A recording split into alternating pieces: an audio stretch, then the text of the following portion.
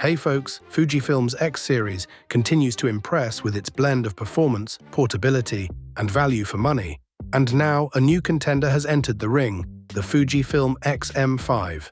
Weighing in at just 355 grams, the X-M5 aims to become the go-to camera for content creators, hobbyist photographers, and newcomers alike. But how does it compare to one of Fujifilm's other lightweight cameras, the Fujifilm X-T50? Launched in May 2024 at £12.99 for the body only, the X-T50 carries a higher price tag than the X-M5, which is set to hit the market on November 14th for £799. So with a £500 price difference, does the X-T50 justify the extra cost? Let's dive into the details. Starting with image resolution, the X-T50 clearly takes the lead.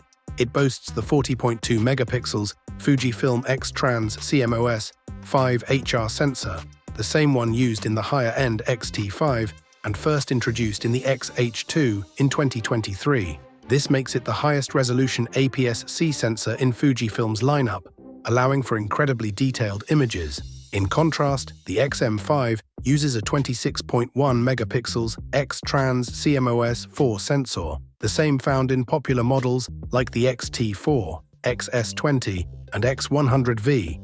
While the X-M5 sensor is no slouch, it can't match the pixel count or detail potential of the X-T50. Both cameras are powered by Fujifilm's latest X Processor 5, ensuring fast performance and high-quality image processing. However, the X-T50 offers something the X-M5 does not, a 0.39-inch OLED electronic viewfinder with a 2.36 million dot resolution. For photographers who prefer composing their shots through a viewfinder, this feature alone could be a deal-breaker. On the other hand, the X-M5 only offers a vari-angle touchscreen monitor, lacking any EVF. While its touchscreen is useful for vloggers and those who favor live view, the 1.04 million dot resolution of the X-M5's display falls short compared to the X-T50's 1.84 million dot tilting screen, which offers sharper visuals. In terms of burst shooting performance, both cameras are highly capable. The X-M5 offers a faster burst rate of 30 frames per second with a 1.25x crop, using its electronic shutter, which is ideal for fast-moving subjects. Meanwhile, the X-T50 tops out at 20 frames per second with a 1.29x crop. While the X-M5 leads in burst speed, the X-T50 can capture a more significant number of JPEGs in a single burst, with up to 168 compared to the X-M5's 128.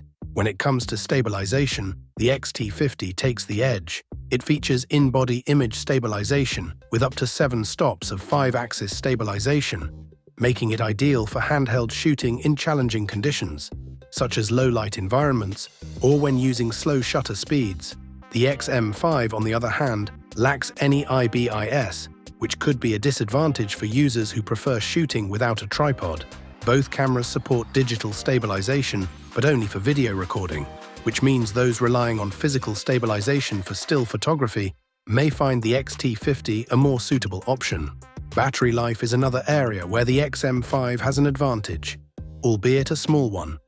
Its pared-down feature set, especially the absence of an EVF, means it consumes less power. In standard mode, the X-M5 delivers around 330 stills per charge, extending to 440 stills in economy mode. It can also record 50 minutes of 4K at 30p or 45 minutes of 6.2K at 30p video. In comparison, the X-T50 supports up to 305 stills in regular mode and 390 stills in economy mode, slightly behind the X-M5 in longevity. However, for video recording, both cameras are equally matched, offering up to 45 minutes of continuous 4K or 6.2K footage. In conclusion, the Fujifilm X-T50 clearly wins on paper with its superior resolution, in-body stabilization, and electronic viewfinder. For photographers who need the highest image quality, viewfinder shooting, and stability for handheld shots, the X-T50 justifies its higher price. However, the X-M5, with its lighter weight, faster burst mode, and longer battery life, might be a better fit for those seeking a more compact and affordable option, without sacrificing much in terms of core performance. Ultimately, the choice between these two cameras comes down to whether you prioritize features like resolution and stabilization over portability and cost. Thanks for watching this comparison. I hope you enjoyed it. Ask questions in the comments below. Have a nice day, and God bless you.